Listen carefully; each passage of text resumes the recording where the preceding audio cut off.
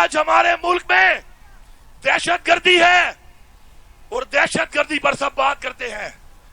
میں یہ پوچھتا ہوں کہ پہلے بھی تم لوگ تھے, تم نے یہاں پر امریکہ کے کہنے پر آپریشن بھی کیے, اپنے اڈے دیے اپنے اس ہمسایہ ملک کو لیے استعمال کرنے کے لیے جو پشتون بھی ہیں اور مسلمان بھی ہیں. اور آج آپ کہتے ہو کہ کوئی واقعہ ہو جائے تو الزام لگاتے ہو یا کہتے ہو کہ یہ افغانستان سے پلان ہوا ہے.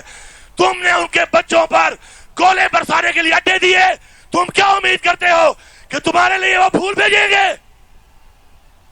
یہ نہیں, اسی پی ڈی ایم کی انہی پارٹیوں نے ہمارے ملک میں دہشت گردی کروائی. اور عمران خان کے دور کا ریکارڈ اٹھاؤ, دہشت گردی ختم ہو گئی تھی.